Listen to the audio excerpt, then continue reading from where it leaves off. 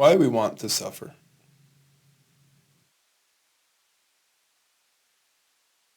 People don't want to accept this, but it's true.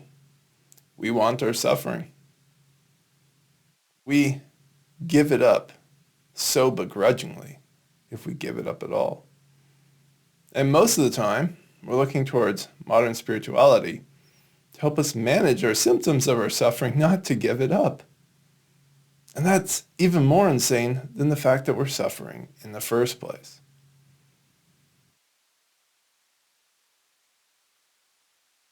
Welcome everyone, I'm Jim Tolles. I'm a spiritual teacher. I've been sharing this teaching with others since 2010. I blog regularly at spiritualawakeningprocess.com. And I have a free newsletter down below where you can get in touch to hear about classes, online communities, and one-on-one work. We want to suffer because it's familiar. It's what we know. Familiar misery is powerful. We are deeply afraid of the unknown. We'd rather know that we're going to get kicked in the face at 9 a.m. every day than risk something else. And it really has to get so bad that we just can't tolerate the kick in the face that we will step into the space where something else potentially worse could happen. And I think that's really the implied understanding, that if you change, something so much worse is about to come through, this is the thinking, than getting kicked in the face at 9 a.m. every day, because at least you knew it was coming. And then there's even worse forms of suffering where it's more erratic. And I don't know if that makes it people more likely to change. I haven't seen it to be the case. So at some point, we have to tip the scales in our heads, not in reality, in our heads, that this unknown, this process of transformation where things get weird and strange and different for a while, which is all just a word to say unknown, to get to the other side and say, I don't have to get kicked in the face every day at 9 a.m. And actually, it's way better not to get kicked in the face at 9 a.m. every day. That is what our suffering is. And it's even worse because you start to understand the reason there is freedom from suffering is because we do it to ourselves. We make ourselves suffer. This is different than pain.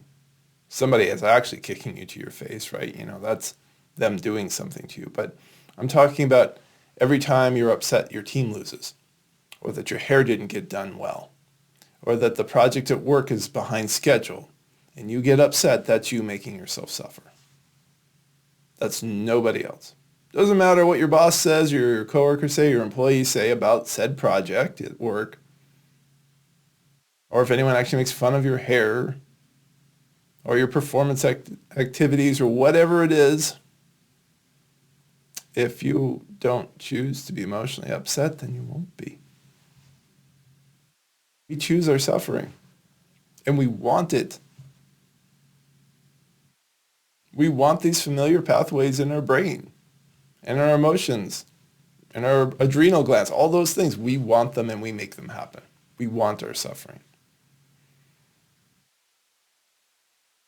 This is insanity, but this is how human beings are.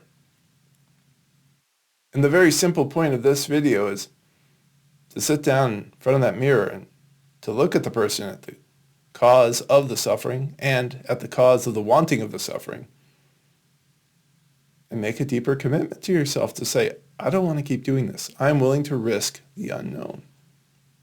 And boy, will a whole bunch of things get blown up in your own head, not in the world around you usually. It's usually in your own head about how the partner's going to leave you or you won't have one, how your kids are going to hate you or disown you, or you're a bad parent, or you're a bad child, right? If you're an adult child, the job will fire you, right?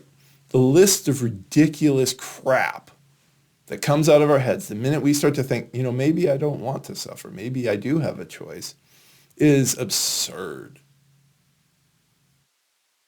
If I leave this job, I'll never make as much money again. Oh my goodness. Oh my goodness. I've supported people in all sorts of different ways. And usually what happens after they leave the toxic relationship is they end up in a better one. And usually what happens is after they leave one job, they end up making more money in the next one. These are not promises. These are not promises. This is just pointing to the absurdity of what the ego says. And of course, letting go of your suffering. When it's not there, you never are thinking, boy, I would like to suffer this next project again. Or worry about, running into my ex at a grocery store. Like I heard some people saying they couldn't go to a grocery store anymore because their ex works there. And it's like, what kind of crazy suffering and limitation? That's what the ego does. It limits us. What kind of crazy suffering and limitation is that? But we believe these thoughts and feelings. So we limit and shrink our lives into smaller and smaller spaces, which coincidentally makes us feel worse. And it's all about trying to make us feel better. That's part of the insanity of suffering, my friends. Suffering is the ego's way of trying to protect us. And all it ends up doing is making us feel terrible. You will never feel better by staying in your suffering. Sure, we're good at making ourselves feel content and okay, and we just have no perspective. It's only through this path of letting go of suffering, of seeing that we choose most of our emotions. They're either being biologically generated because of how our lifestyle is impacting us, or they're being psychologically generated. And of course, they're ultimately both combined very deeply. We can change that. We can change a lot of it. That doesn't come by trying to fix or change other people around us. It becomes by dealing with this inside and how we interpret and react. That's where the freedom from suffering is. And to go down that path, we have to start to understand just how much we want to suffer. We want to suffer a lot. And we want to then medicate ourselves. Right? We want to protect ourselves from our fear by what's the horoscope saying so that I don't get triggered in fear. It's you don't need that. There's so many things that people are doing. People are meditating for hours to try and get away from some sadness or grief. And it doesn't work because the sadness and grief is inside. Some things we're stuck in the choosing, and there's a whole process, I talk about it regularly, of what it means to start to see these chosen patterns and to unlearn them. But when you're on the other side, you never look back and say oh, I want to make myself feel grief again about this thing or that other thing, or this old wound with losing somebody who was close to you. We don't. We can. That's the nature of freedom, is you can always go back. Suffering doesn't let you go forward. Suffering is an endless loop that you will try to endlessly medicate because you don't really want to feel that bad. But there's also sometimes a sweetness to self-justified depression, self-pity, anger, indignation, anxiety. These become parts of people's ego structures. And once something's part of an ego structure, there's even more impetus to say, no, this is just who I am. I am this grief, this anger, this whatever. No, you're not. You're so much more. You have no idea how much more you are until you come down this path. And initially what that will feel like is a leap of faith. You're going to have faith that as you breathe and come back to awareness and start to watch these thoughts and emotions as opposed to participating, that they do break down. But there are certain spiritual tools and other things that if you reach out to me, we can talk more about what you may need, that they work. And you find out that you don't have to suffer, that there is actually a choice. And usually when we start to make those in some significant ways and we feel them more and more, we want to make the choice more.